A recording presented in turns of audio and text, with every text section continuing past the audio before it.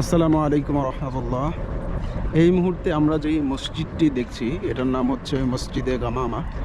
গামামা শব্দের অর্থ হচ্ছে মেঘ। আর এইখানেই আল্লাহর রসুল বৃষ্টির জন্য নামাজ পড়ে আল্লাহর কাছে দোয়া করেছিলেন। সেই থেকে এই মসজিদের নাম হচ্ছে মসজিদে গামামা। আপনারা জানেন যে সৌদি আরব একটা মধ্যপ্রাচ্য, যেখানে প্রচুর পরিমাণে রোদ থাকে এবং তাপমাত্রা অনেক বেশি থাকে।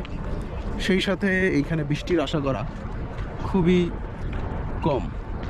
তো আল্লাহ তাআলার অশেষ মেহেরবানিতে আল্লাহর রসুল এই মসজিদের এখানেই নামাজ পড়ে তারপরে হচ্ছে দোয়া করতেন বৃষ্টির জন্য।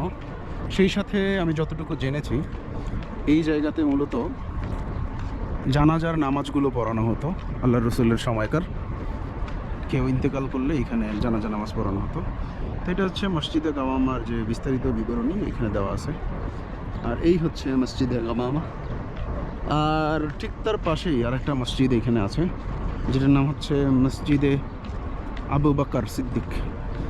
আবু বকর সিদ্দিক রাদিয়াল্লাহু তাআলা আনহু আল্লাহ রসুলের সাথে হিজরত করে যখন মদিনায় চলে এসেছিলেন, তখন এই মসজিদে তিনি নামাজ পড়াতেন। এইখানকার ইমাম ছিলেন তিনি, এবং তার নাম অনুসারেই এই মসজিদের নামকরণ করা হয়েছে এখন। এটার নাম হচ্ছে মসজিদে আবু বকর সিদ্দিক। তো এই দুইটা জিনিস আপনাদেরকে দেখানোর চেষ্টা করলাম। আশা করি আপনারা দেখে দোয়া করবেন বেশি বেশি। যেই সাহাবিগণ আল্লাহ রসুলের সাথে ছিলেন তাদের মতো উত্তম জজবা যাতে আল্লাহ আমাদের দান করে, তাদের মতো আদর্শ যাতে আল্লাহ আমাদের দান করে, আমরা যাতে বেশি বেশি আমল করতে পারি, সেই জন্য আপনারা সবাই দোয়া করবেন। এবং যাদের আল্লাহ তাআলা সামর্থ্য দিয়েছে অবশ্যই মদিনা শরীফে এসে এই মসজিদে গামামা এবং মসজিদে আবু বকর সহ পুরো মদিনা ঘুরে দেখার চেষ্টা করবেন ইনশাআল্লাহ।